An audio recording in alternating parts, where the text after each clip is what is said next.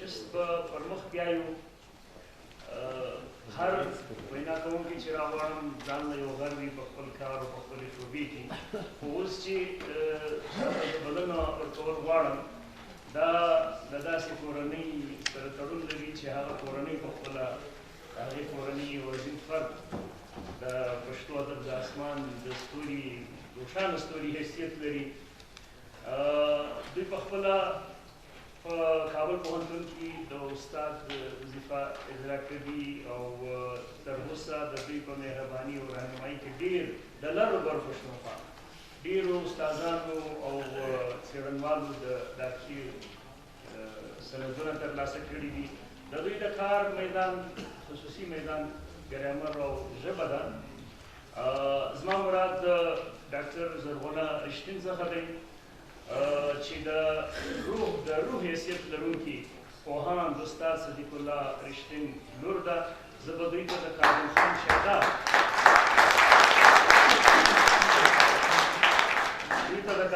شیدا په دې شعر بلنه ورکړم چې محبت غواړه د روح له سمن رویه، محبت غواړه د روح له سمن رویه، سیاحان د هند خبر لګي د مین. ډاکټر زرغونه رښتین.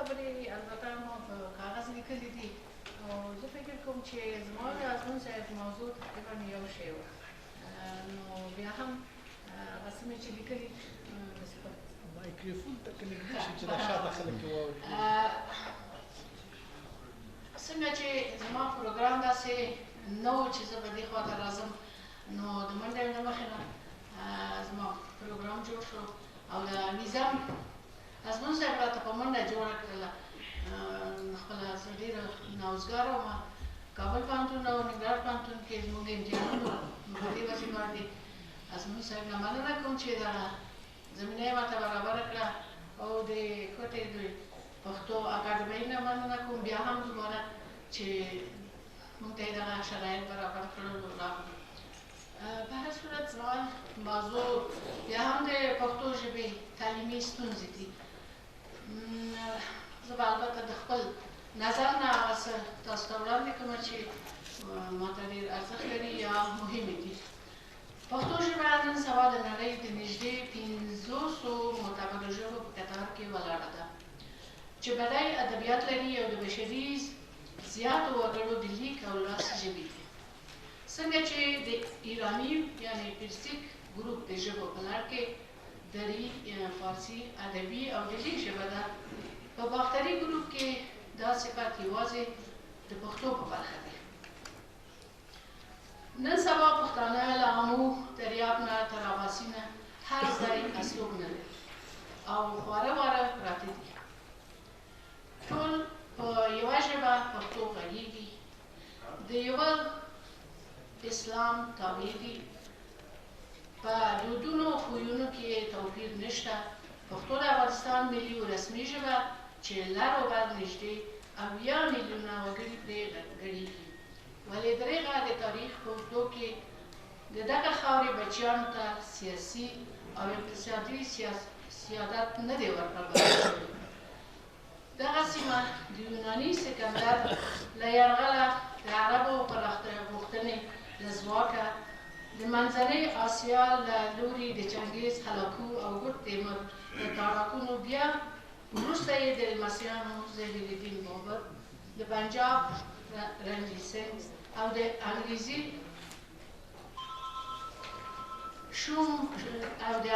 شوم هوسونه د پراختیا غوښتنې تیري او تهاجم او په پای کې د خپلو استعماري ګټو د خوندي ساتلو لپاره زموږ په پاکه خاوره لویه کربلا جوړه کړې ده.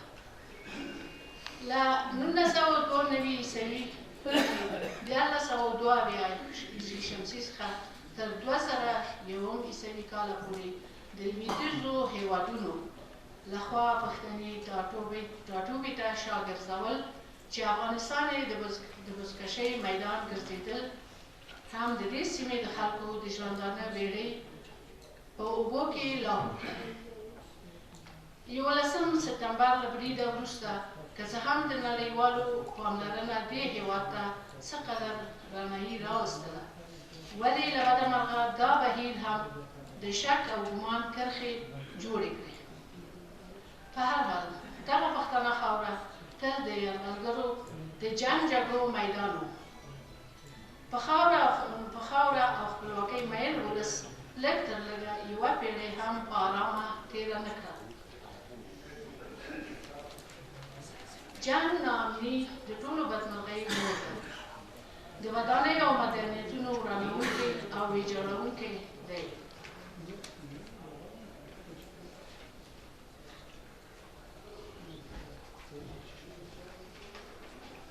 هر کله چې پښتون قام سر راوچت کړی دی، نو غلیم بیا په یوه او بله پلمه داسې ګزار پرې کړی چې له ځایه بې ځایه شوي عقل او شعور یې ورته ګډوډ کړی، په خپلو کې وراچولي او جنګولي دي، لاکن دوی ترې خپلې ګټې پورته کړي دي. چې همداسې دا لړۍ تر ننه را روانه ده. نن موږ او تاسې شاهدان یو چې د دې سیمې وګړي په څومره ناامنه حالاتو کې شپې ورځې سبا کوي. د ناامنۍ، بېکارۍ او اقتصادي ستونزو سره لاس او ګرېوان دي. په داسې حالاتو کې د یو قوم د ژبې، فرهنګ او کلتور د ساتنې، پرمختګ او ودې لپاره ډېرې اندېښنې شته. دا ښکاره خبره ده چې د یو ملت د بقا او پایښت لپاره د هغه ملت د ژبې، فرهنګ او کلتور ساتنه ضروري خبره ده. هغه ملتونه چې خپل کلتور، ژبې ته یې په درنه سترګه کتلي، په درنه سترګه نه دي کتلي او خپل فرهنګي مسؤلیت یې په ښه توګه نه دی ترسره کړی، بې له شکه چې د نابودۍ او فنا له طوفان سره مخ شوي دي. د کلتور او فرهنګ ساتنې تر ټوله مهمه وسیله د ټولنې ژبه ده. که چا خپله ژبه وساتله، نو هغه ژوندی پاتې کېږي. د ملګرو ملتونو د یونسکو سازمان ژبې په دوه ډوله ویشي: روغې یعنې فعالې او ناروغې یعنې غیر فعالې ژبې.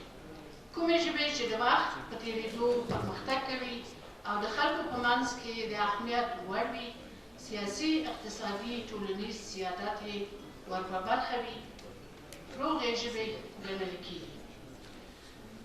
د دې لپاره چې پښتو ژبه د روغو ژبو په کتار کې وساتو، زموږ مسؤلیت دی چې د ژبې لپاره کار وکړو، څو د پښتني ټولنې ستونزې په تعلیمي او تربیوي، اقتصادي، سیاسي، اجتماعي برخو کې له منځه ولاړې شي. د حکومتونو او دولتونو وظیفه ده چې د ملک د آبادۍ او د ملت د هوسایۍ لپاره کلک ګامونه پورته کړي، او د دې ترڅنګ د خلکو توجه او جدیت هم پکار دی. پښتو ژبه د افغانستان ملي ژبه ده. په رسمي توګه په 1433 هجري قمري کال په تعلیمي نصاب کې د پښتو ژبې شاملول یو ګام چې د امیر حبیب الله خان د ټولواکۍ په دوره کې پورته شو. د حبیبي په لیسې کې د پښتو ژبې تدریس لپاره مولوي صالح محمد خان لومړی کتاب د پښتو ولیکه. ورپسې پښتو مرکې د پښتو روزلو لپاره یو انجمن په 1402 کې جوړ کړ، چې بیا په 1411 شمسي کال پښتو ادبي انجمن جوړ شو. پښتو مجله او د پښتو خبرې په نامه یو کتاب چاپ کړ.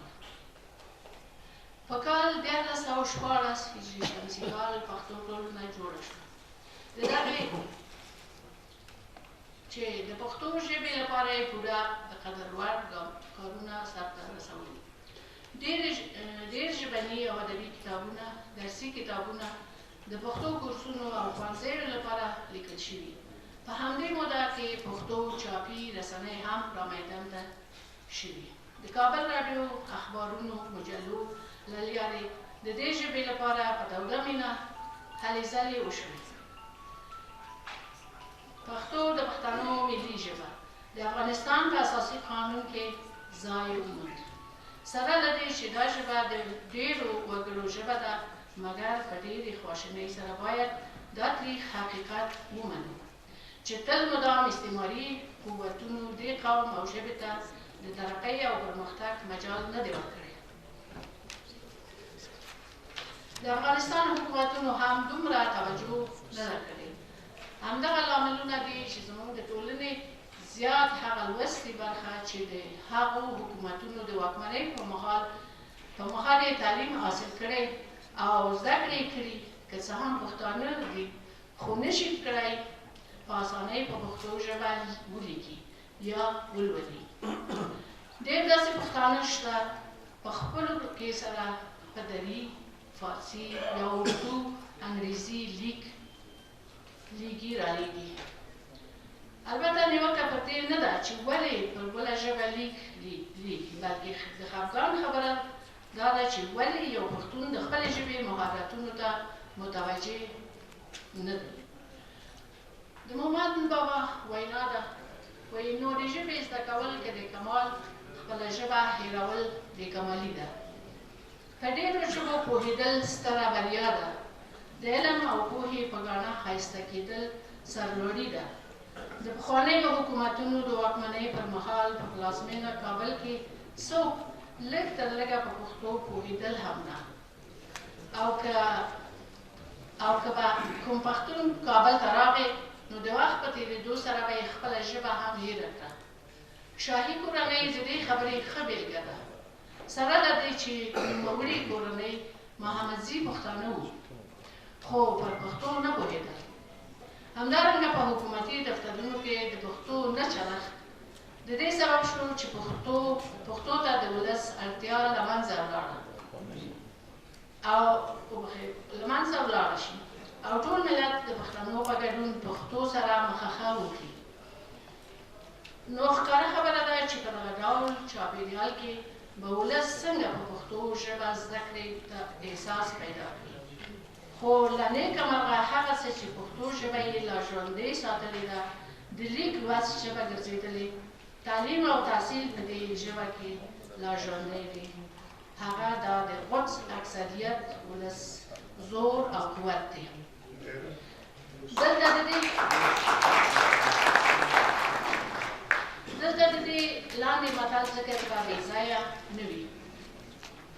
عام خلک یو متل کوي، وایي د خوړ کاڼي که پاسته وی، ګیدړانو به د وخته خوړلی وي. پښتو د کډوالۍ وختونه په پلازمینه او حکومتي دفترونو کې د دیموکراسۍ په لسیزه کې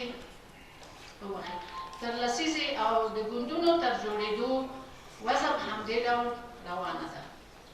د دیموکراسۍ په لسیزه کې ځینې ګوندونه منځته راغلل چې پښتو خپرونې پیل کړې، خو د هغوی کار تر شعارونو پورې و.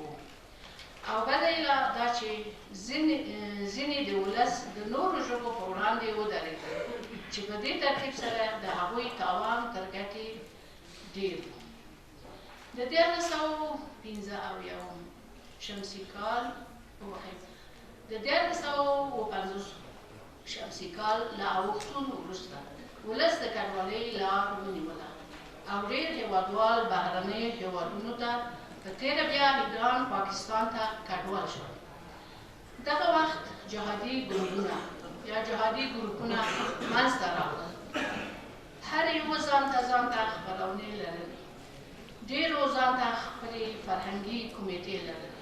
ډېر کتابونه په پښتو او فارسي ژبو خپرېدل چې په دغه دوره کې ادب یو ځلانده برخه لرله. ولې دغه مهال فعالیت ته ډېره توجه وه. ډېرې مجلې کتابونه چاپېدل، ولې له هغو څخه د معیاري پښتو کمښت جوت دی، چې دا هم د وطن څخه د لرېوالي له کبله و. د کډوالۍ ژوند د دې سبب شو چې ډېری ولس د تعلیم او تحصیل لرې پاتې شول. په پښتو ژبه یې هم ناوړه اغېزه ښندلې ده. بله لویه بدمرغي به دا وي چې یو شمېر هېوادوالو خپل بچیان د نورو ملکونو په ښوونځیو پوهنتونونو کې د زده کړې لپاره شامل کړي، چې له خپلې ژبې ویاړلي تاریخ څخه یې بې برخې کېږي، ځکه هغوی د دغه هېواد ملي سرود اوري او د هغوی تاریخ لولي او د هغوی ژبه او کلتور زده کوي، او په مقابل کې د خپل هېواد د ټولو پانګو څخه یې بې برخې کېږي. آیا په راتلونکي کې به د دغه ډول انسان په ذهن کې له خپل وطن ژبې او کلتور سره د مینې څرک هم وي؟ اوس چې ځینو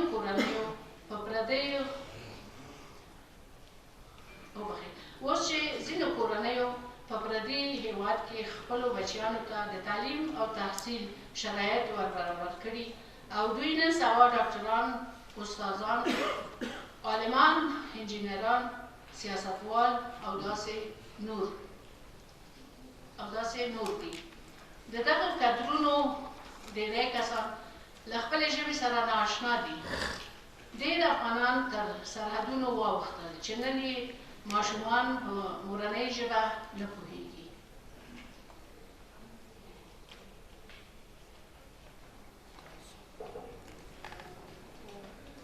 همدارنګه که زده کړې وکړي تر سعودي پورې دیني زده کړو لپاره ولاړل، بېرته راوګرځېدل، په خپل مسلک کې ښه پوهېږي، ولې نشي کولی په پښتو ژبه په معیار برابر ولیکي، څو د دوی له پوهې څخه هېوادوالو ته هم ګټه ورسېږي. یا زیات شمېر عالمان په نږدې ګاونډیو مدرسو کې د زده کړو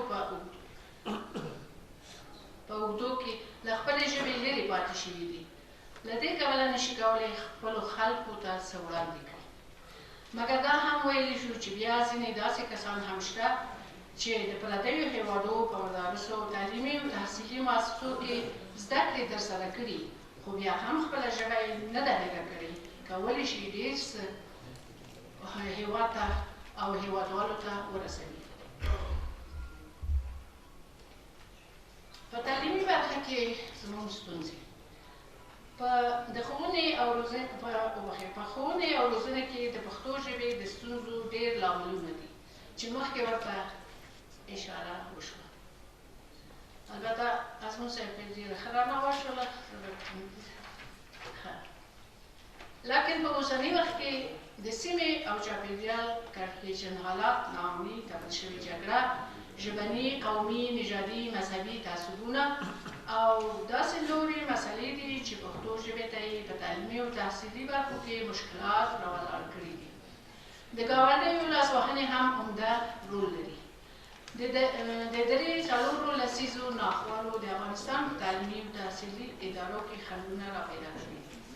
هغه دا دي: اول، د شرایطو سره سم د ځای او وسایلو نشتوالی. دویم، د مالي لګښت قطعي نشتون. دریم، د پښتنو سیمو او مرکزونو ناامني، ویره، ترس. څلورم، د پوهې او تعلیم لږوالی. پنځم، په دولتي دستګاه کې د پښتو ژبې لپاره د سیاسي پشتواني نشتون. شپږم، د خلکو ترمنځ بې ځایه او بې ګټې سیالۍ، بدنیتۍ او ترهګري مسایل. اووم، په فلکلوریکي مسایلو باندې ډېر ټینګار او باوري کېدل او په مذهبي او عقیدوي مسایلو کې د ډېر افراط او تفریط څخه کار اخیستل چې ټولنه منفي اړخ ته راکاږي. په ټوله کې د تعلیم کمی او رڼایي نه خپرېدل. اوس په تعلیمي برخه کې شته ستونزې زموږ تر مخه په لاندې ډول دي: د مسلکي کادرونو نشتوالی د تدریس په وخت، د د بې تجربه کسانو ګمارل د تدریس لپاره. ډاکټر صاحب یو وروسته کې سره وخت ښه میلاودي لږ پاتې دي. ښوونکي د تدریس په چارو او اصولو برابر نه دي.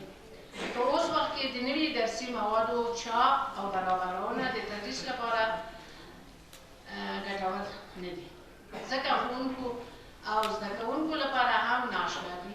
د ځینو موضوعګانو په باب پوره بلدتیا نه لري، نو ځکه په تدریسي چارو کې بریالي نه برېښي.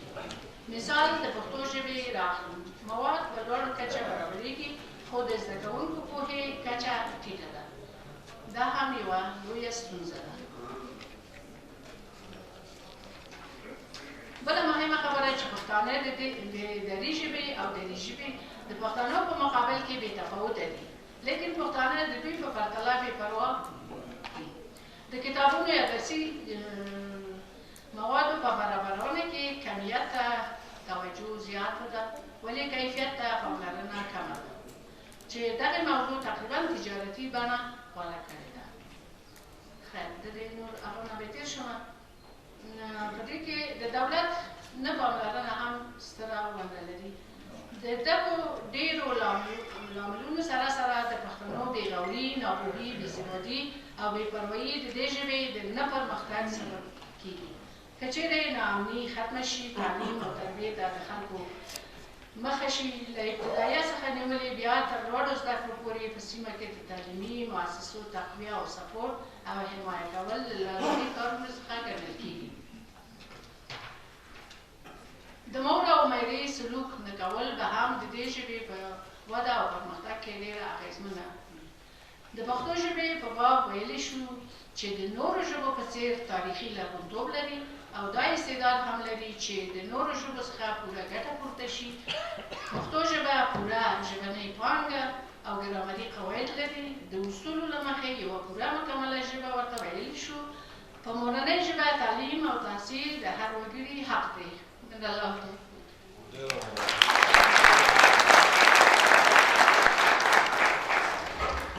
ډېره مننه. د نن د دې ناستې اخري وینا کوونکي ډاکټر زرغونه رښتین